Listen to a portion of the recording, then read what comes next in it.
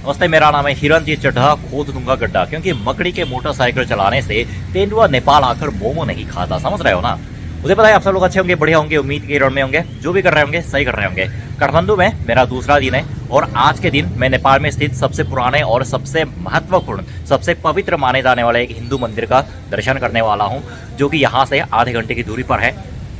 सफ़र के लिए मैं इस रास्ते पर निकल आया हूँ और कैसे जाना है, टैक्सी से जाना है, पैदल जाना है, बस से जाना है, अभी मेरे को कुछ नहीं पता। अभी मेरे मोबाइल पे गूगल मैप पे देखा जाएगा और आज के इस वीडियो में मैं आप लोगों के पूरे नज़ारे के हिसाब से उस मंदिर का दृश्य कैप्चर करने की कोशिश करता हूँ। तो बने रहिए। आइए यार, शुरू करते हैं बिना किसी हिरण के। अब देखो, मैं मंदिर के रास्ते निकल गया हूँ, लेकिन ट्रैफिक जैम इतना है कि यहाँ पे कब से फंसा हुआ हूँ। वाह, आगे जाने का नाम ही नहीं ले रहा है। आधे घंटे की राइड के बाद फाइनली मैं पशुपति जी के प्रवेश द्वार पर पहुंच गया हूं। ये पूरा दोनों तरफ बाजार लगा हुआ है, जिसको पार करने के बाद मेरे को एंट्रेंस गेट मिलेगा और उस गेट को पार करने के बाद मेरे को मंदिर का दर्शन मिलेगा। अब देख सकते हो, वाह, एकदम इंडिया के किसी तीर्थ स्थल से कोई कम नहीं है, काफ़ी मिलता जुलता है। और श्रद्धालुओं के माला, फूल और भगवान की मूर्ति, ये सारी चीज़ें यहाँ पर बिक रही हैं। ये देखो बैल, इसके सींग तो इतने बड़े हैं कि अगर सींग मार दिया तो शायद बचना मुश्किल होगा। शायद ये गेट है जहाँ से अंदर प्रवेश किया जाता है और मुझे लगता था कि यह टेम्पल थोड़ा छोटा होगा, लेकिन आने के बाद पता चला कि इसका परिसर इतना बड़ा है ना कि यहाँ पे घूमने में आपको मिनिमम 1 से 2 घंटे का समय तो लग जाएगा। और जो लोग यहाँ पे पूजा करते हैं वो लोग यहाँ पे 3-4 घंटे भी बिता देते हैं। चलते चलते 2 मंदिर सामने आ गए जहाँ के लिए टिकट नहीं लगता, लेकिन ये इसका मेन पार्ट नहीं है, इसका मेन पार्ट और भी अंदर है। लेकिन मेन पार्ट पर जाने से पहले मैं आप लोगों को एक दृश्य दिखाना चाहता हूँ कि ये बागमती नदी है जहाँ पे लोग अपने कपड़े वगैरह धोते हैं। और ऐसा कहा जाता है कि ये जो लकड़ी देख सकते हो ना, यहाँ पे लोगों की चीता जलाया जाता है। मतलब अभी तो जलाते हुए देख नहीं पा रहा। वैसे बनारस की तरह यहाँ पर भी एक वृद्ध आश्रम है जहाँ पे जिनकी उम्र ज़्यादा है वो लोग आकर अपनी मौत का इंतज़ार करते हैं, और जब उनकी मौत होती है तो उनको इस नदी पर जलाया जाता है। दरवाजे का डिज़ाइन देखो भाई यार, क्या डिटेल में डिज़ाइन किया गया है। और हाँ, शायद इसके अंदर से मंदिर का मेन पार्ट शुरू होता होगा। अभी जा रहा हूँ अंदर प्रवेश करने। अब देखो, मंदिर के मेन एरिया में प्रवेश कर चुका हूँ। इसके नीचे कबूतरों के कुछ झुंड पता नहीं क्या लाल चावल जैसे कुछ खा रहे हैं। और ये नेपाली शहर में निर्मित एक काफ़ी अच्छे से संरक्षित मंदिर ने सबसे पहले मेरा स्वागत किया। और उसके दोनों तरफ एक सफ़ेद भवन और लाल भवन, और हाँ, उधर से बागमती नदी का वही नज़ारा है जहाँ पे मैंने थोड़ी देर पहले दिखाया कि लोगों की चीता जलाई जाती है। नदी के बीच में एक पुल है जो मंदिर के दोनों कम्प्लेक्स को एक दूसरे के साथ जोड़ता है। और जब आप पुल्ला पार करके मंदिर के कम्प्लेक्स के दूसरी तरफ आते हो तो पूरे मंदिर का दृश्य और अच्छे से दिखाई देगा एक नज़र में। कहते हैं कि इस मंदिर का पहला निर्माण 6वीं शताब्दी में किया गया था, भगवान शिव को समर्पित। उसके बाद रिकंस्ट्रक्शन का काम हुआ और फिर इस परिसर के अंदर बहुत सारे मंदिर जोड़े गए, जिसके बाद अभी हम मंदिर का जो रूप देख रहे हैं, इसका अंतिम रूप 16वीं शताब्दी के अंत में इसके आसपास दिया गया था। और अभी ये नेपाल, इंडिया सहित दुनिया भर के तमाम देशों से श्रद्धालुओं को और हमारे जैसे यात्रियों को अपनी तरफ आकर्षित करते हैं। परिसर के अंदर सुनाई देते हुए भजन की आवाज़ ने लोगों को यहाँ बैठने पर मजबूर कर दिया। मुझे तो ये समझ में नहीं आ रहा कि ये लोग किसकी याद में भजन गा रहे हैं, लेकिन जो भी हो, इनके भाषा और इनके माहौल, इनके संदेश, चाहे इंडिया हो, नेपाल हो, कहीं पर भी हो।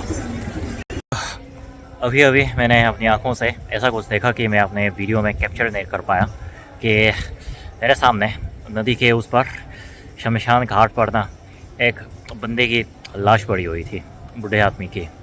तो मेरे सामने उसको कंबल में लपेटा जा रहा था और फिर उसके चेहरे पर कुछ सफ़ेद सी पट्टी बंधी हुई थी।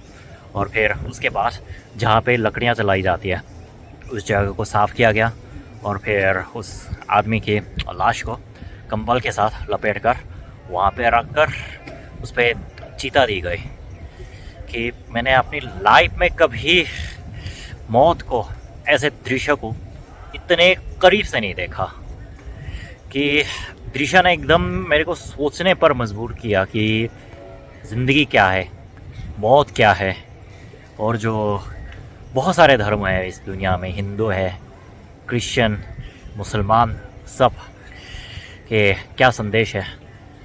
नॉर्मली मैं अपनी वीडियो में इस तरह की बातें करता नहीं हूँ, लेकिन जो देखने के बाद मेरे मन में जो फीलिंग आ रही है बस उसको व्यक्त कर रहा हूँ कि मैंने अपने आंखों से तो देखा। काफ़ी गहरा इम्प्रेशन छोड़ा इस जगह ने मेरे पे। पवित्र तो है ही, पवित्र होने के साथ साथ इसका कुछ और भी अर्थ है, इसके बारे में आप लोग तो शायद जानते ही हो, मुझे पता नहीं था, अभी पता चल गया। भजन की आवाज़ में उठ रहा धुआं बहुत कुछ कह रहा है। धुआं तो बोल नहीं सकता, लेकिन कहने के लिए बोलने की ज़रूरत नहीं होती। मैं सोच रहा था कि इस पत्थरों के बने हुए मंदिर के अंदर क्या है, और देखा कि शिवलिंग है, एक नहीं जितने भी है। नमस्ते भाई साहब। सारे मंदिरों में एक एक करके शिवलिंग है। वैसे कोई मुझे बता सकता है कि मंदिर के ऊपर लगे इस मूर्ति का क्या मतलब है? क्योंकि सब मंदिरों में देखा कि अलग अलग मूर्ति के चेहरे लगे हुए हैं।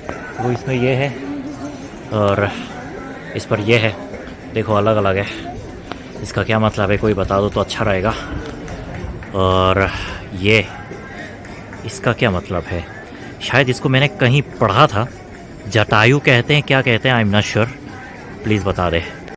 और मैंने यहाँ पे ना एक बात नोटिस की है कि देखो दोनों तरफ मंदिर है और दोनों मंदिरों में शिवलिंग है, लेकिन देखो एक तरफ ईंट जैसे पत्थरों से बना हुआ है और दूसरी तरफ लाल छोटे छोटे ईंटों से बना हुआ है और तीसरी तरफ पूरे सफ़ेद रंग से बना हुआ है। तीनों का अंतर क्या है और फिर तीनों के निर्माण में इस तरह क्या वजह रही होगी कि तीनों के डिज़ाइन को अलग अलग रखा गया?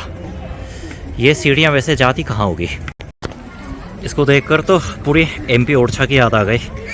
और सीढ़ियों से थोड़ी नीचे देखो तो देख सकते हो कितना बड़ा कॉम्प्लेक्स है। पीछे काठमांडू सिटी का नज़ारा है और काठमांडू सिटी के जस्ट बीचों बीच इस मंदिर ने इस तरह नेचुरली के साथ अपनी जगह ले रखी है कि अंतर ही पता नहीं चल रहा कि कहाँ तक सिटी है और कहाँ से कहाँ तक मंदिर।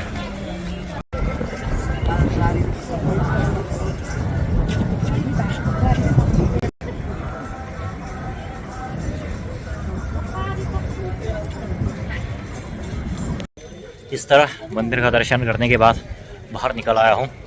जैसे इंडिया में रहते हिंदू मंदिरों में तो बहुत गया, कई जगह पूजा होती है और कई जगह पूजा नहीं होती है, लेकिन मेरे लिए मेरे जीवन में ऐसा मंदिर पहली बार है कि जहाँ पे पूजा होती है, भजन भी होता है और उसके साथ साथ लोगों का चीता जलाया जाता है।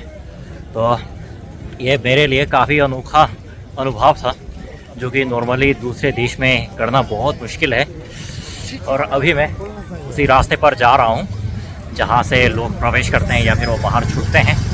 तो देखते हैं इस रास्ते पर कोई देखने वाली चीज़ें हैं या नहीं। अगर मिला तो दिखा दूँगा, अगर नहीं मिला तो भी दिखा देंगे। बाय बाय पशुपतिनाथ मंदिर। श्रद्धालुओं की भीड़ में इस रास्ते पर फिर से चल रहा हूँ। यह रास्ता उससे थोड़ा अलग लग रहा है जहाँ से मैं शुरुआत में चलकर आया था, और बिल्डिंग के रंग देखकर तो ऐसा लगता है कि ये कॉम्प्लेक्स भी लोगों के इतिहास की तरह काफ़ी पुराना होगा। क्योंकि नेपाल में ऐसा कहा जाता है कि जो पुराने बिल्डिंग होते हैं ना, उनके कलर लाल होता है। तो ये देखो, ये पुराने लगने वाले बिल्डिंग स्टोर है जहाँ पे पूजा के सामान, माला, हार, इस तरह की चीज़ें वगैरह बेची जाती है।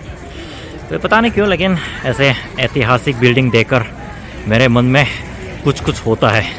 बहुत अच्छी अनुभूति होती है ऐसे पुराने बिल्डिंग के सामने जब खड़ा होता हूँ। अभी मैं मंदिर का पूरा दर्शन करके अपने होटल में वापस आया हूँ। उस कम्प्लेक्स में बस इतना ही था दिखाने के लिए, मंदिर और आसपास के कुछ बिल्डिंग। और आने के रास्ते बहुत ज़्यादा ट्रैफिक थी, लगभग आधे घंटे ट्रैफिक में फंसा रहा, और चारों तरफ से इतने ज़्यादा हॉर्न बजा रहे थे ना कि वो मोबाइल निकाल के शूट करने का मौका ही नहीं मिला। तो बस यार आज की वीडियो में इतना ही। उम्मीद करता हूँ आज के वीडियो के माध्यम से आप लोगों को पशुपतिनाथ मंदिर का दर्शन करने को मिल गया होगा। मैं वापस आऊँगा और मज़ेदार वीडियो के साथ। तब तक क्या करना है, सावधान रहना है, सुरक्षित रहना है। सीख एक को, सबक सबको। जय भारत, जय साउथ कोरिया और जय नेपाल।